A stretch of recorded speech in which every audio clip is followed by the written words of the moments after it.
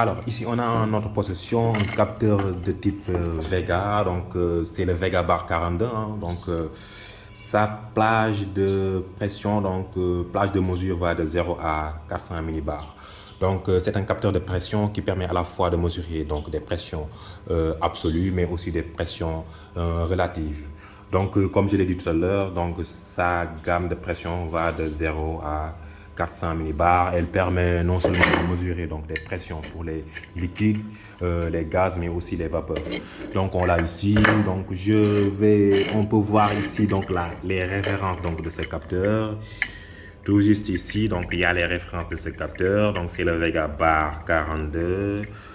Ok, donc on va voir juste à l'intérieur qu'est-ce qu'il y a dedans. Donc si on l'ouvre, donc quand on ouvre le Vega Bar 42, ici on a donc au niveau donc des borniers 1 et 2, donc on a le 420 mA, donc on a l'alimentation, mais aussi le signal, donc le signal 420 mA. Après sur la borne 3, donc on peut donc au niveau de la borne 3 et 1, donc mettre un ampéromètre, donc ampéromètre pour mesurer donc le signal. Après, il y a donc ici au niveau de l'AN10, donc on a les fiches qui s'affichent, qui se connectent directement donc au niveau de l'écran de connexion. Donc c'est l'écran du Vega Bar 42. Ok, donc ici on a aussi les différentes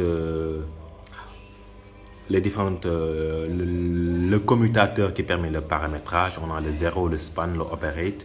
Par exemple, supposons qu'on voudrait donc mettre en 0, donc régler donc le 0 de ce capteur là. Donc on aurait donc branché ici un brancher un ampéromètre et on pourrait donc régler le 4 mA. Donc le 0, on aura du 4 mA, hein, donc c'est l'échelle la plus basse. Maintenant, pour l'échelle la plus haute, vu que pour notre capteur, ça va jusqu'à 400 millibars, donc on fait de telle sorte, donc pour le span, donc fin d'échelle, on va avoir donc 400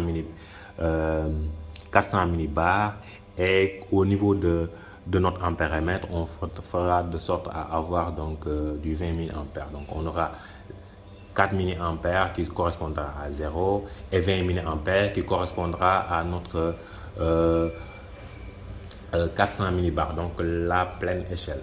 Ok, donc c'est tout. Maintenant pour ce capteur là, c'est du 420 mA compatible hard, hein, donc du coup on pourra donc le programmer ou bien le configurer directement, soit avec un pocket hard comme celui-là. Donc ça c'est un pocket hard qui permettra donc de configurer ce capteur de pression, mais aussi on pourra utiliser un PC de programmation, donc un PC de configuration, un PC classique avec lequel on va installer donc le shell pactoire pour pouvoir donc effectuer donc le paramétrage. On peut aussi effectuer directement le paramétrage avec les touches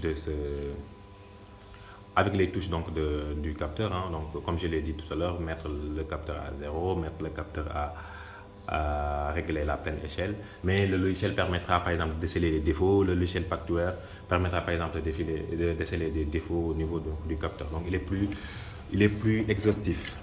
Donc ici on a le corps donc du capteur, hein. Donc ici on a donc le corps du capteur qui va être directement donc connecté à notre process.